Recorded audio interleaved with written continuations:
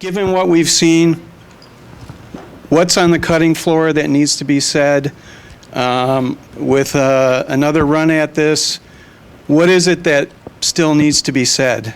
And maybe that's the beginning of a conversation. I guess for my cutting room floor would just be more Larry stories, but luckily we have them, and we'll be showing them in due course. But we have some fun. So he's a good storyteller. You know, I think as a boot company, you know, my objective with the films was to just inspire people to go and explore and find out for yourself. I think young people don't trust the media anymore.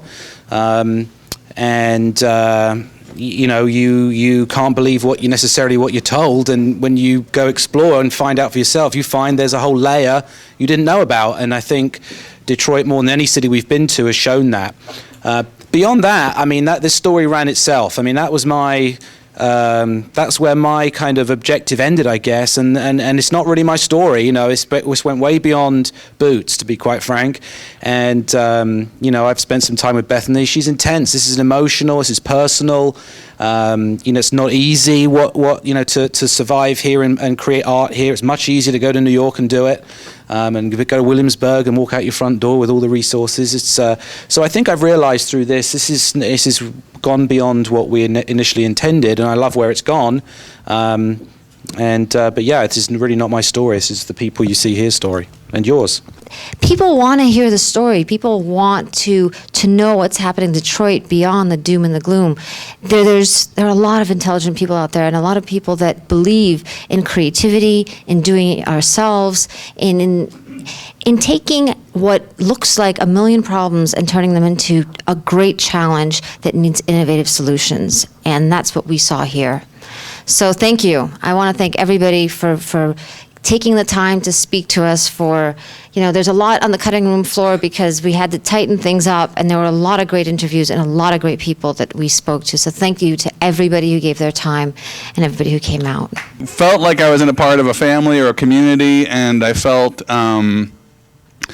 that this was a really special place to belong, and I feel like we all know that, and we all appreciate that, and that's why we're still here. So that's what I love about this place, and I think that was captured to a great degree in the film, so thanks. Well, for me, the cutting room floor would probably be if I could make another movie. It would just bring a film crew with me, and I would probably take someone, you know, from out of the city, and I'd take them to Avalon, and I'd be like, hey, look, there's a 65-year-old white woman eating a cookie right here. No, that black guy next to him is not going to rob her. Yes, he's actually reading a book, you know, so, and like, yes, you are seeing someone bike by, you know, those types of things, because I feel like we can trump up the city as much as we want, but there's still a lot of people. I work at Slows, and there's still a lot of people that come up there, and they'll be like, how long has this place been around? I'll be like, 5 years, actually. They'll be like, no way. So, I mean, for me, it's about changing just that kind of perception, that you can come down here and enjoy yourself, and you're not going to get mugged, and, you know, you're not going to get off on the highway and end up in some neighborhood and just going to get, like, automatically walk into a drive-by or something. So, you know, so that would be what I would do if I could do anything. Also, in respect to what Zach said about changing perceptions, that's more important to me than the 100, 20-year-olds or the 22-year-olds, whatever it is. For me, it's about changing the perceptions of the folks that have been here, because the solutions are inside of this city. Don't get me wrong, I love outsiders coming to Detroit and being positive and doing great things here, but it's about the citizens that have been here through these tremendous years and through these difficult years, and seeing. I'm sorry, that's a little distracting. You can do that in a little bit. No offense, man. So, anyways, yeah. So it's like it's really about, you know, the citizens of Detroit and how do we engage it. You know, it's easy for me. I've been here for 8 years, and I love this city. This is utopia for me. I'm not going anywhere, but I want everyone to feel that way. And, you know, come join us. But for sure, we have to change the perceptions of the residents that have been here, because they're truly the greatest asset of the city. I would have just liked to see a little slice of the poets, especially the ones down in the cast corridor. But other than that, it was fabulous.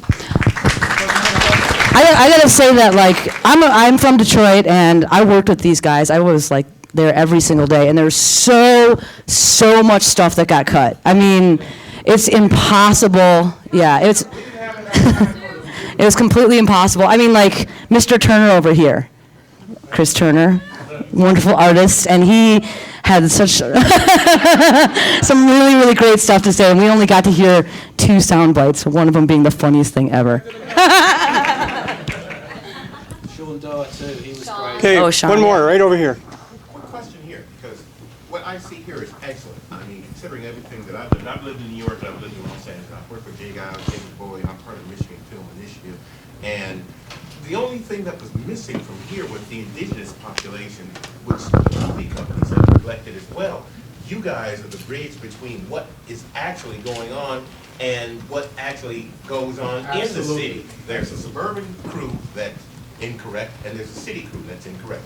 You're the bridge between that. If you could maybe extend both ways, then this would be a little bit better, because from the creative standpoint, you guys are on top of everything. So I just applaud you for what you've done and the effort that you made here. It's an excellent situation. I didn't realize I was sitting in a place with you and you guys down there earlier this evening when I came back. And I also work with Bob Seger and Kid Rock. So I really appreciate what you guys have done. Thank you. Thank you.